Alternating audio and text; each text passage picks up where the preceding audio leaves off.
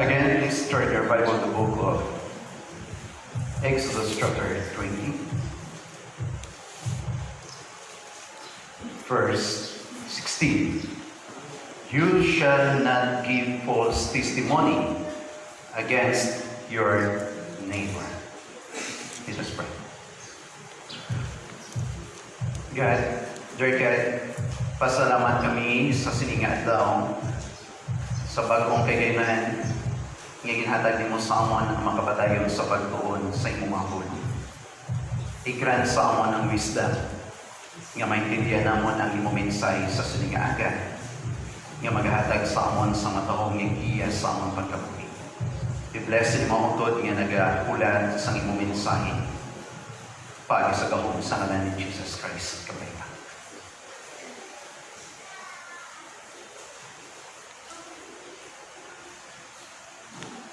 We come now to the part 2 of our discussion from the book of Exodus chapter 20, especially verse 16. You shall not give false testimony against your neighbor. The question is, who is our neighbor? When we say neighbor, it might be members of our family, tupad sa atong balay, ang aton nga mga office mates, classmates, or mga tao nga ari sa atong barangay. Sining sa Bible, you shall not give false witness or testimony against your neighbor. Meaning to say, hindi siya imo kontra. Hindi siya imo kontra, but your neighbor. So that's why ang atong discussion last Sunday, stop lying. Do not lie, but guard your hearts. Why? Because remember, church, our hearts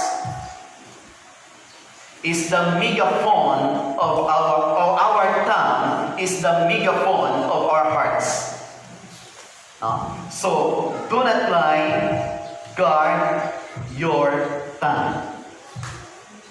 Out of the abundance of the heart, the mouth speaks. Kung nga gin-utter mo ang negative words against a person, because the truth is, not by accident, but the truth is, ara na siya na harbor sa heart mo. So that's why, kung ano ang pagkatao mo, i-declare sa dila mo. Tanan nga sapat pwede mahanta, pwede mating. Except that that only the guidance and the power of the Holy Spirit ang makabulig sa imo sa pag-guard sina. Yes, last Sunday, na-discuss natin why we lie because of several reasons. Because we are, by nature, we are all sinners. And it's because sometimes of the wrong upbringing. Sometimes we lie because we want to protect our name, our fame, our reputations. Amo na siya mga reasons why we lie sometimes. But today, tanaw natin karon ang pila ka mga phases that why sa ginatawag natin lying. Yes, there are several lines na we na-consider natin in the form of gossiping. In the form of gossiping. Ano po na? You are telling the truth to a wrong person. Insakto ang imo ya ginsugid. Ang problem na ang imo ginsugiran hindi insakto. Ang gossiping sometimes ara nagakatabo sa mga issue sa prayer request. Ay pangabuyuan ta bata ni Juan kay balukag mo tudo ay gidni bala na kay balo ang ila palibot ang mga tao sa ila lugar mo ay gidni kabalo nga ang bata ni Juan amo ni gina-request nga pangabuyon nga kabalo ka mo bala nga nagpusong siya. Yes, that is true. But that is a form of gossiping. You are destroying a person. So be careful that one phases of what we say lying is in the form of gossiping. So be careful. Guard your tongue. Second, not only in the form of gossiping, but ang gina-consider natin flattery. Flattery. Proverbs chapter 8 and verse 21. In Proverbs chapter 8 and 21, ano description sa Bible? The tongue has the power of life and death, and those who love it will eat its fruit. Remember that the tongue, according to the scripture, has the power of life and death. Sometimes we gossip because our motive, or sometimes we flatter a person because of our interest. We have something na may kwaon sa person. Bahaw ka namin, kinsi mo kadahamot sa pamagis ang pag-flatter isang tao.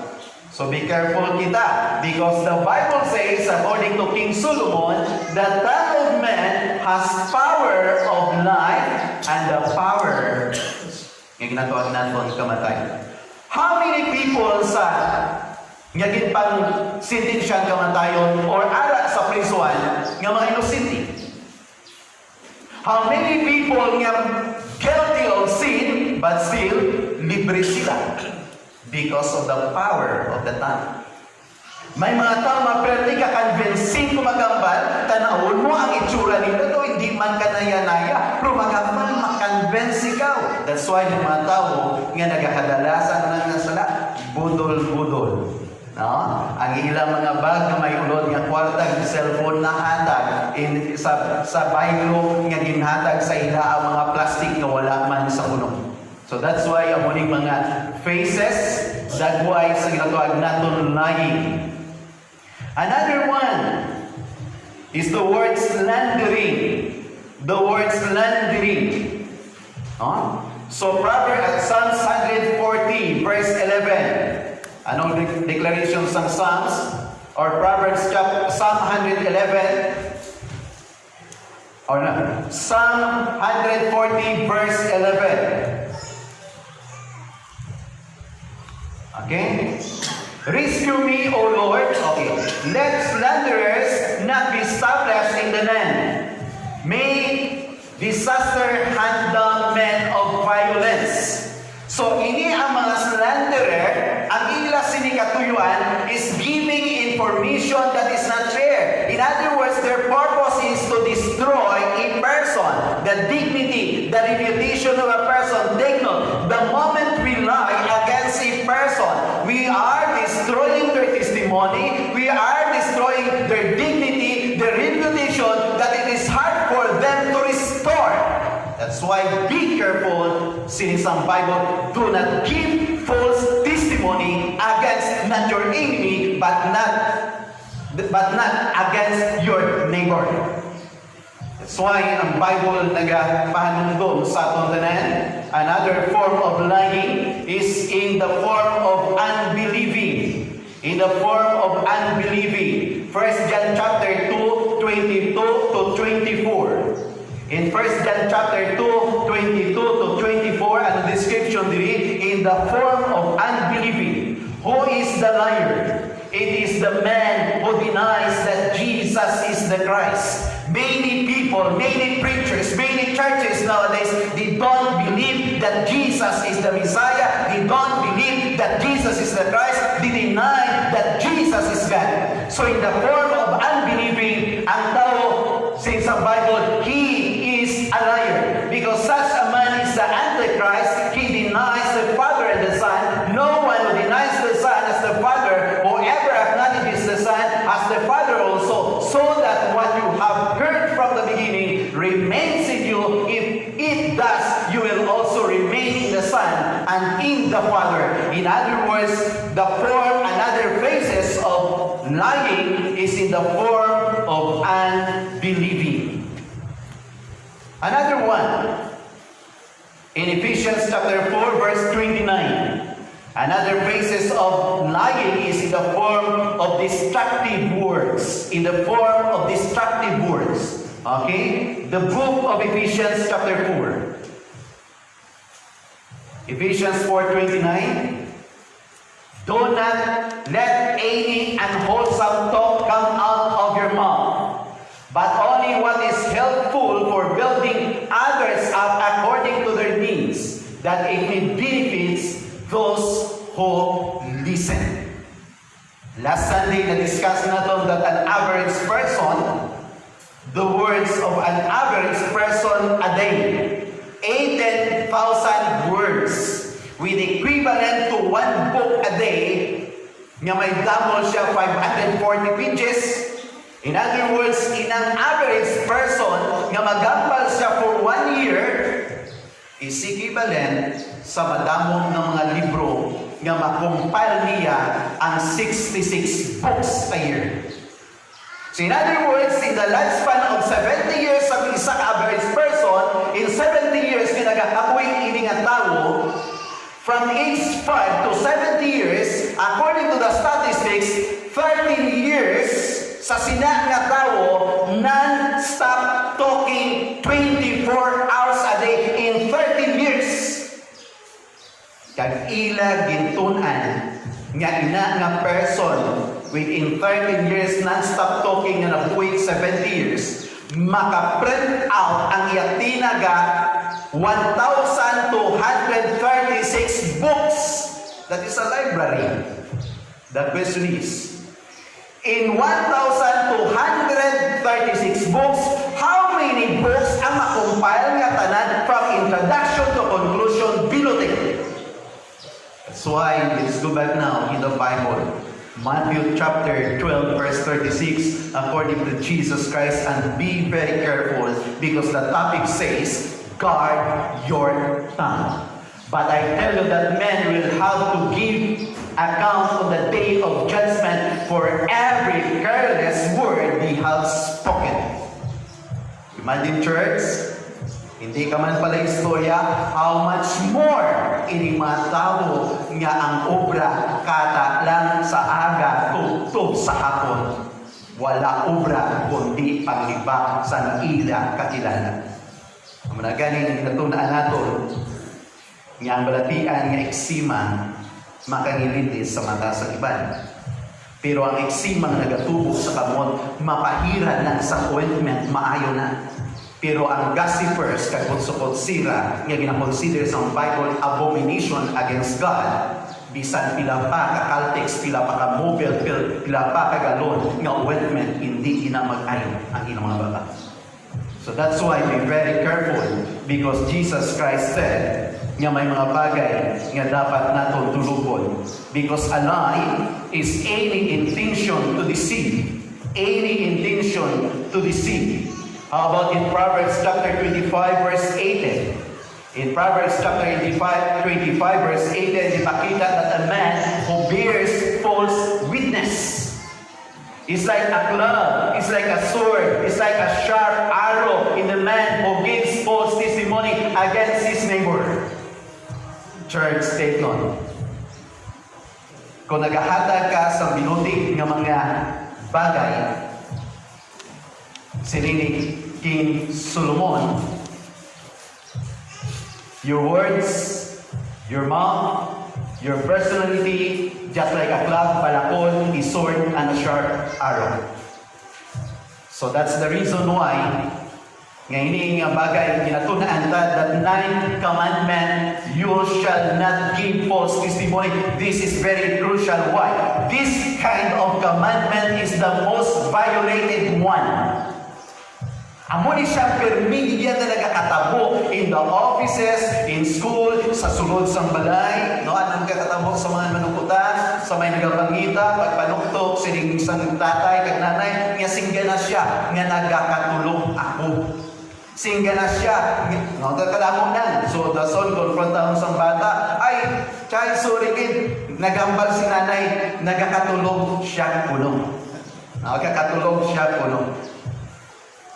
Kita ko sa isa ka video, sa isa ka tao nga nagkanto, ang isa ka turkong manusupot ang upod niya bata. Ining tao masulugtod. So ang inimo, yakin hindi siya mag-meet sa person, siniya sa bata, sige na siya nagkatulog. Sa pertahan ko siya, nagambal ang bata, nga nagambal si tatay, nga nagkakatulog siya, tagalalain ang tatay. Siningsang nagsinyas ang tatay. Nga meaning, kiputa ba mo? Sabat ang bata, nagkapag-lipstick siya kuno. So sa kuligay, kung mga layo, sa action, nagkatulog dalagan siya, meaning, stop na na. Sabat sa bata, Sir, nag-jogging pa siya. Ang uli galalain ng tatay. Sing sa tatay, nagsinya sa meeting stop na. Siling sa bata, Sir, sorry kid, nagahikog siya. No, so that is the danger of the wrong messages through actions. Now, church, let's focus now in the book of Proverbs chapter 6, 16 to 19, that there are 7 sins known as abomination. Sa 7 sini, 3 ginadi ang involved sa dila. Okay. Proverbs chapter 6, verse 16 to 17. Chapter 6, 16 to 17. Okay. There are 6 things the Lord hates. 7 that are detestable. Sa iba niya translation, abomination. Makangililad. Masay ka makangililad. Ano katanong, no? Inablan, nakakita ka sa kabagay, nga hindi ka ginamiad, gakuan ka, galiso ka, nga hindi ka magtulog. Dason, ang imong nga untog, gakuan ka, nagkuan ka, that's the word detestable or makangililad. Yes, 7 are an abomination to him. A proud look, a lying tongue, hands that shed innocent blood. Next, 18 to 19. Okay? Sige sa 18 to 19. A heart that devises wicked plans, feet that are swift in running to evil, a false witness who speaks lies, and one who sows discord among brethren. So makita nato dito 3 kaklase sang sayop nga ginahimo sang tao. That's the reason why ang question diri, what are the major reasons why we lie? Ano ang mga grabe gid nga rason? But you know, church, if we study the Bible, one of the major reasons why we lie, because of fear. Because of fear. Take note. Doon yung ipakita. The first person nga ginpamangkot sa Ginoo sa Bible in the book of Genesis 4, it was Cain. Sining sa Ginoo, Cain, where is your brother? Sino ni Cain? Nga ako nagabantay sa iyaw. Pag pinatay ang bata ng utod niya. Second, Abraham. When Abraham went to Egypt, na-attract ang pero sa iya asawa. Sino sa asawa niya? Pag pinamangkot ka kung sino ka, kag anong kita, mag-utod kita. So sa malibot istorya, ang ganang interview na booking siya. That time wala pa sila bata. At the age of 96 up, nakabata na sila. So, napatay na si Abraham, napatay na si Sarah, may pamilya o may asawa na si Isaac na bata yan. Nagkanto sila sa Gerar. Nasugatan nila kung nakasulod sila sa boundary ni King Abimelech. Na-attract si King Abimelech sa iya asawa na si Rebecca. Ano nga ba ni Isaac? Singga na siya, utod da ka.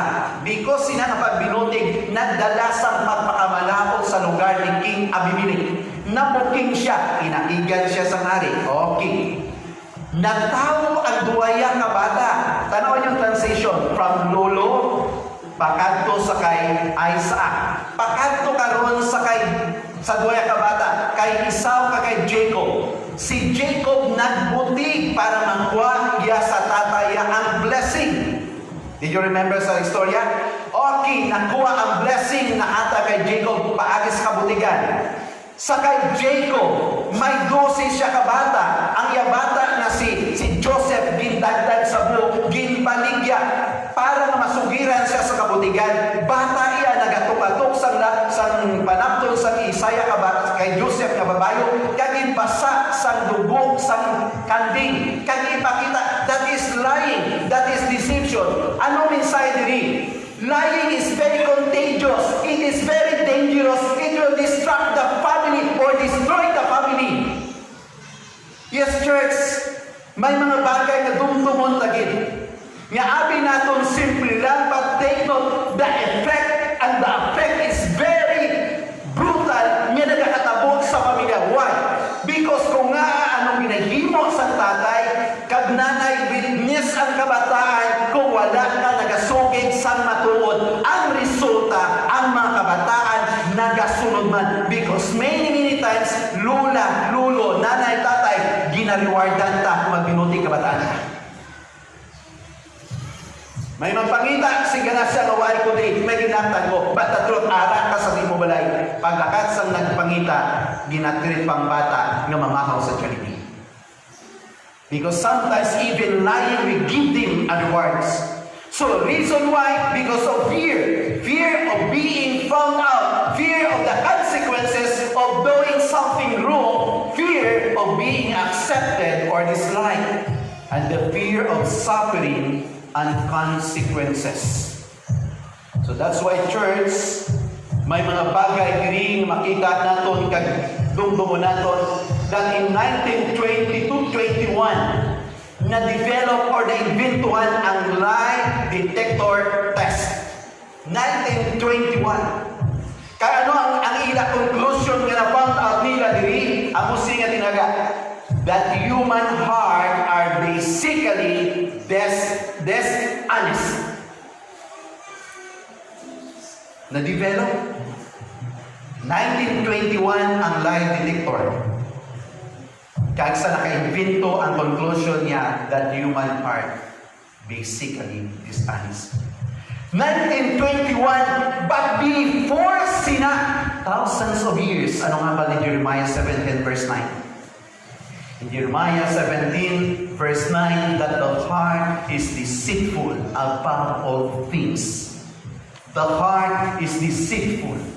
What? 17 verse 9. The heart is deceitful above all things and desperately wicked. So that's the reason why we lie, because that is the nature of a man. So that's why maintindihan natin, the heart is deceitful above all things and beyond cure. Who can understand? Wala sa makaintindi. So that's why church, take note, it is easy to lie, but it is hard to tell only one.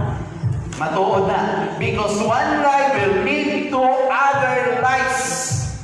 Ano ginimo natin subong? Ginakuluran ta. White lie, ano ba iban?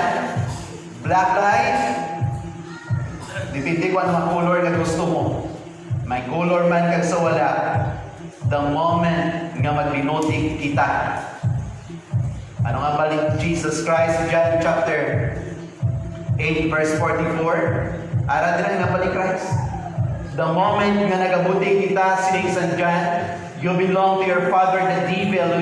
You want to carry out your father's desires. In other words, when we lie, we carrying the words of the devil. The moment nga nagabuti kita, we are doing the work of Satan, not the work of God. Because why? Truth is necessary, because Jesus is the truth. And the moment we lie, it's either black, white, or yellow kind of lies. According to the Bible, you belong to Satan as your own mother. So I church, how about the truth of lying? In the book of Acts chapter 5, there was a story of the man named Ananias and his wife Sapphira. Acts chapter 5, tuloko naton diri ang kabuhiya, Acts 5, 1 to 4. In Acts 5, okay? Now a man named Ananias, together with his wife Sapphira, sa iban si Sapphira namatay dahil sa Pharaoh. The man named Ananias, together with his wife Sapphira, also sold a piece of property. Take note, as a sort of background in chapter 4:36 down, dira makita nato nga ang sitwasyon sa church in order nga ang tanan nga needy members ma-provided, ang congregation nagbaligya sa ilang mga property. And there was a man named Joseph. Actually, the name Joseph, tawag siya, ginngalanan siya Barnabas, the son of encouragement. Nagbaligya sa iya property, ginhatag niya proceed sa apostol in order nga ma-distribute sa mga tao sa ila kinahanglanon. So tungod sini si Barnabas naging son of encouragement, damo sa nanaymian. Now according to the Bible, now the man named Ananias na-attract sa popularity kag recognition nga nabaton sa siya person. Nag-istorya sa iya asawa, honey, may duta pa man ta sa unhan dito, ibaligyan ka to. So in-open nila and also sold a piece of property with his wife's full knowledge. He kept back part of the money for himself. Napaligyan na ko siya. Daw dako niya. So since duwalan sila, i-discuss nila ang situation, posible in 50-50 lang nila. Kay why man may nakabalo. So ano natabo? Okay. But brought the rest and put it at the apostles' feet. Okay, verse 3. Okay, next verse. Then Peter said, Ananias, how is it that Satan has filled your heart, that you have lied to the Holy Spirit, and have kept for yourself some of the money you received for the land? In other words, Ananias, why nag-allow mo si Satan na mag-growing sa heart mo? Because the moment you lie, you are carrying the works of the devil. Satan nag-possess sa inak nga tagipusoon, mga utod. That's why anong ambal dira, after it was sold, it was not the money at your disposal.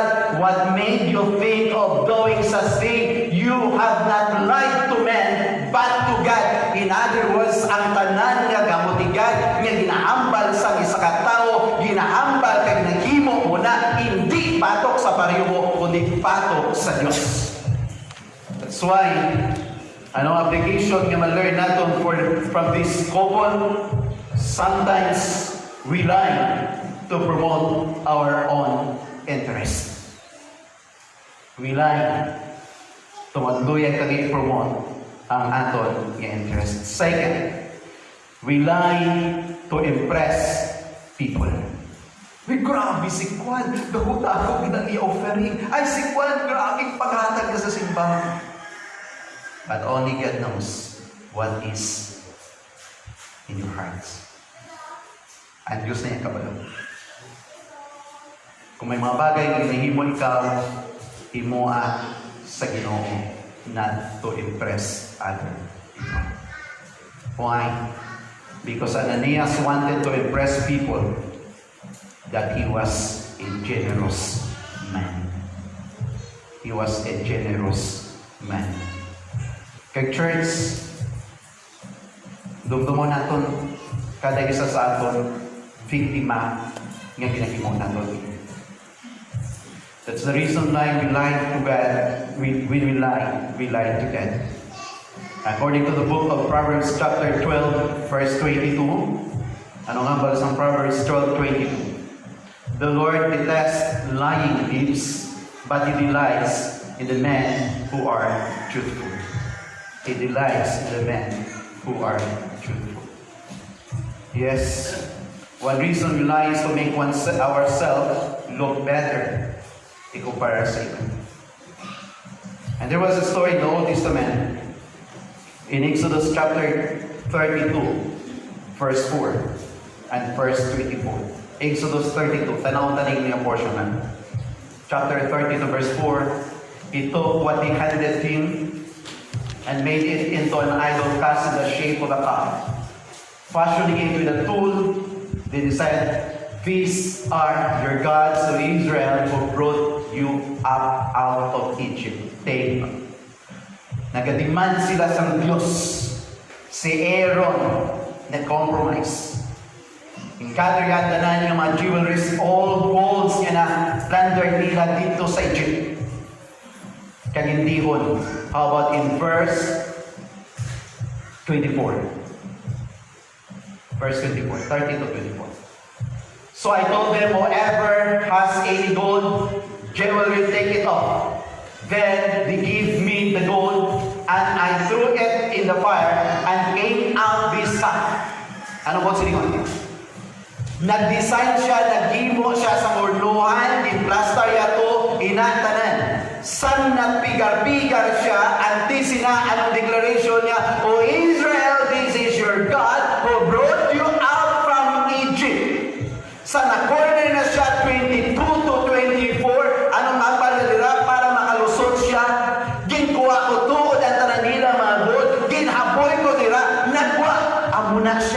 baka, binuti.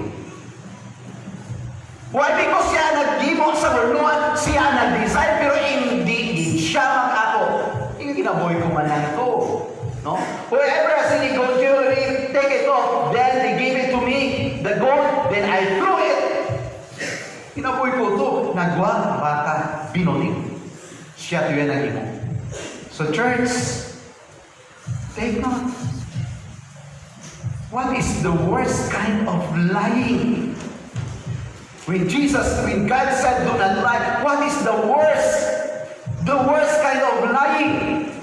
Take note, the worst kind of lying. When we lie against our own self. The truth is, wala kita kabalo nga ang pinakagrabe nga ginabutigan nato hindi ang tao, but aton ka o ganingon. That's the reason why this is a form of lying. The moment nga ang tao nagakabuhi siya, believing that apart from God, you are okay. No, you are not okay. The form of lying is to deceive our own self. Damo sa tao nga nabaptize sa to, nag-officer sa to, nag-eskwela sa Bible school, nag-graduate sa Bible school, nagpanalagad, pero so hindi na makita, believing that they are okay. No!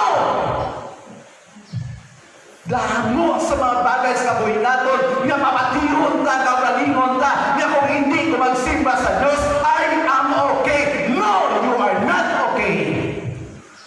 Kung hindi ako magpangalagad sa Diyos, I am okay. No! You are not okay.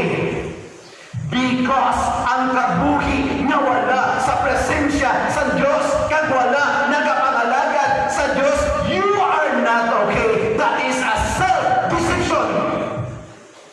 Church,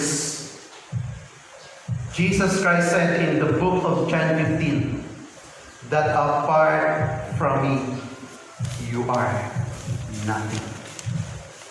You can do nothing. Not to impress people, not to promote kung sino kita, but they know the worst kind of lying. The worst is to deceive your own self that apart from God, you are okay. Mga upod, tulo ko na.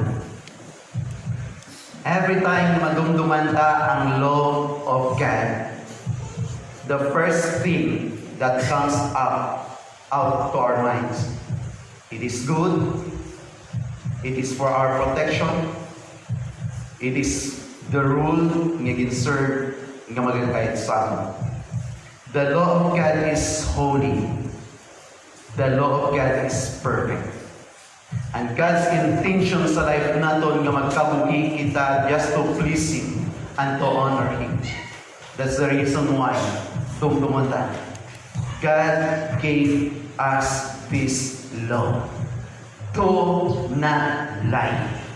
In your office mates, wherever you go, do not lie. Maayo nga magsugid ka sa kamaturan nga ma-depress ang mga tao kag hindi sa imong manamihan. Sa ma-impress mo ang tao nga sa mata sa Diyos, number 1 ka, kabutigon, kag nag-pretend sa imong pagkatao, but actually, you are not okay. So church, I hope ngayong discussions about stop lying, guard your tongue. Because in your tongue, madamo sang tao na nagaka-bless. Madamo man sang tao nga nagaka-bless ka tungkol sa atong manila. So guard your tongue. Because your tongue is the megaphone nga mag-declare sa bugos kalibutan what is in your heart. So allow God to control your heart. Allow God to control your tongue. Allow God to control your own body. Dear God, salamat din sa sininga-agas ng reflection. Salamat sa message. Salamat sa reminder. Salamat sa mga encouragement. Lord, hindi kami nag-declare nga mas matarong kami compare sa iba. The truth is, may madamo sa mga instances kabuhin namon, intentionally or not, aware or not, may mga pagbibulting nga nagakatabo nga ginahimo namon. So wala namon ini ginabos, wala namon ini ginatago, kundi siningation nagapangayo kami sang imo pagpatawad, sang imo nga pagtindog, kag sang imo grasya nga magahugad sa amon, agud mangin worthy kami sa pagpalapit sa imo. Yes, sa pagkamatuod, by nature, we are all liars. But because of your grace and of your mercy, Lord, gusto nimo kami dihunon sunod sa imong tinutuyo para sa tagsanamon kamakabuhi. Cleanse our hearts, cleanse our lips, cleanse our tongue, cleanse us, O God, through the precious blood of your Holy Son, Jesus Christ. And thank you for the message. Thank you for reminding us today. Again, dear Father, the honor, the glory, thanksgiving belongs to you, not to yourself. This is my humble prayer with thanksgiving. Amen and amen. Thank you very much, and God bless.